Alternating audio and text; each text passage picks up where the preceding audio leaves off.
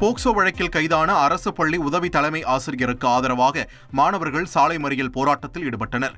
புதுக்கோட்டை மாவட்டத்தில் செயல்படும் அரசு உயர்நிலைப் பள்ளியில் உதவி தலைமை ஆசிரியராக இருந்த பெருமாள் என்பவர் மீது அப்பள்ளியில் 10ஆம் வகுப்பு படிக்கும் 7 மாணவிகள் பாலியல் புகார் அளித்தனர். புகாரின் பேரில் போக்சோ சட்டத்தில் கைது செய்யப்பட்ட பெருமாள் சிறையில் அடைக்கப்பட்டுள்ளார்.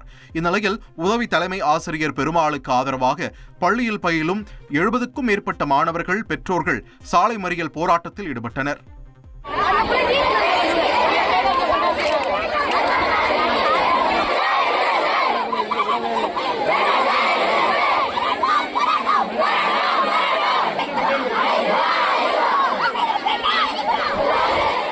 எந்த ஒரு ஆதாரமே இல்லாம கைது பண்ணிட்டு போனது முதல் தப்பு. கேட்டு கைது பண்ணிருக்கணும். ஏன் ஆதாரம் கேட்காம கைது? அந்த பிள்ளை ஒரு பிள்ளை சொன்னதுக்காக அந்த சாரை நீங்க கைது பண்ணது மிக மிக தப்பு. எங்க சார் எங்களுக்கு ஒரே அப்படியே தப்பு. பேரண்ட்ஸ் சொல்லவே இல்லையே. எங்களுக்கு ஒரே ஒரு கோரிக்கை தான், அவர் மேல எந்த தப்பு இல்லைன்னு நிரூபிச்சு அவர் தலைமை ஆசிரியர் பதவியில வந்து மறுபடியும் உட்கார வைக்கணும். நாமக்கல் மாவட்டம் ராசிபுரம் அருகே மாமூல் தொடர்பாக மோதல் ஏற்பட்டது.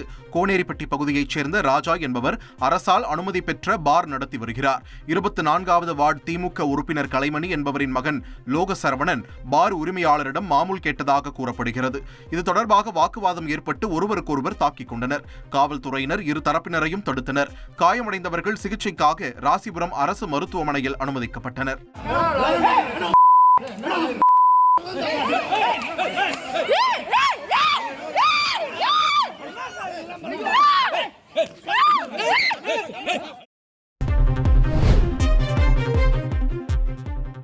குமரியில் டெண்டர் மனு போட வந்த ஒப்பந்ததாரர்கள் மீது பேரூராட்சி உறுப்பினர்கள் தாக்குதல் நடத்திய சம்பவம் பரபரப்பை ஏற்படுத்தியுள்ளது.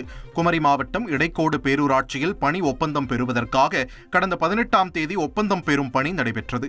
அப்போது அங்கு வந்த சில ஒப்பந்ததாரர்களை தடுத்த பேரூராட்சி உறுப்பினர்கள் அவர்களை அடித்து வெளியேற்றியுள்ளனர்.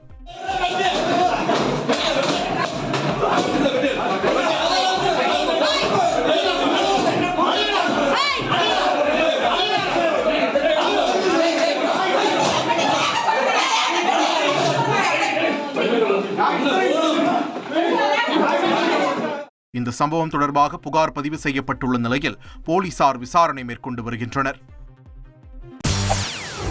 செய்திகளை உடனுக்குடன் தெரிந்து கொள்ள உடனே சப்ஸ்கிரைப் பண்ணுங்க.